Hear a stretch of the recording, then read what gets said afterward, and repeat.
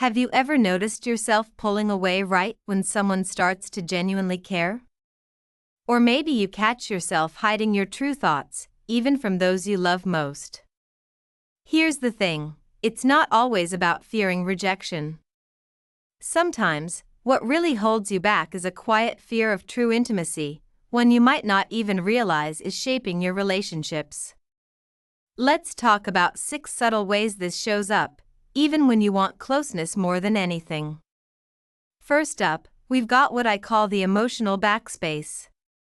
Picture this, you're about to share something real, something a bit vulnerable, and then, backspace. You delete the message, or you change the subject, or you water down your words before they ever leave your mouth. Even when it feels safe, you find yourself editing, worrying you'll come across as too much or too needy. What's really happening here is your mind's way of trying to keep you safe, by hiding the parts of yourself that long to be seen. It's like you're reaching out for connection with one hand, while the other quietly pulls back. If this sounds familiar, take a moment to notice how often you edit your own vulnerability. Now, here's where it gets interesting, the disappearing act. You know those moments when things are going well, maybe a date turns out better than you expected, or a friend starts getting emotionally close, and suddenly, you find yourself pulling away?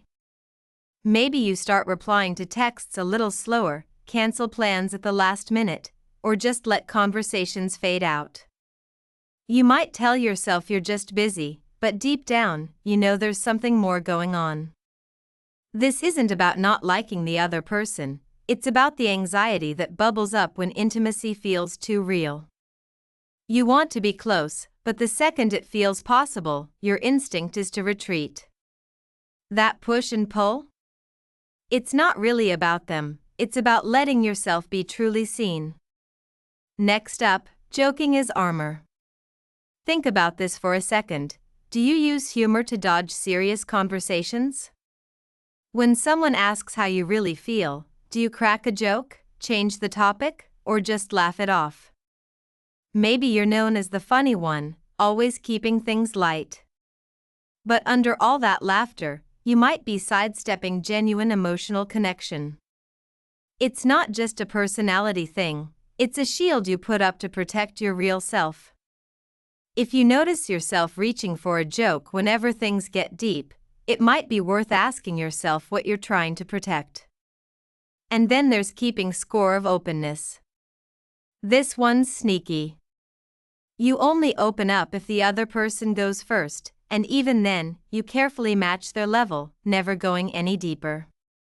For example, if a friend shares something tough, you might offer up a little vulnerability, but you back the stuff that really matters to you.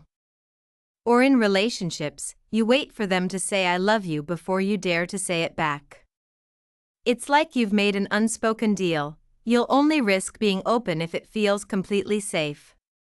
But here's the thing, real intimacy doesn't keep score. If you catch yourself doing this, it's a sign your fear of closeness is quietly calling the shots. And this next one. I really want you to sit with this. Sabotaging good moments. Ever notice how, when things are actually going well, when you feel close and things are peaceful, you somehow find a way to create distance? Maybe you pick a fight over something tiny, bring up an old argument, or suddenly get super critical for no real reason. Or maybe you convince yourself the other person doesn't actually care, even when there's no real evidence. This isn't about being dramatic, it's your mind's way of putting a buffer between you and vulnerability. Sometimes, it feels safer to ruin things yourself than to be blindsided by disappointment later. If you catch yourself stirring up conflict or doubt right when you're happiest, that's a big clue you're wrestling with a fear of intimacy. And finally, always playing helper.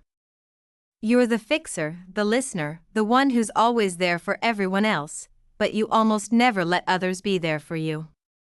Maybe you jump to offer advice, always take care of other people's needs, but have a really hard time accepting help yourself. On the surface, it seems generous, but often, it's a way to keep emotional distance. As long as you're focused on everyone else, you don't have to risk your own vulnerability.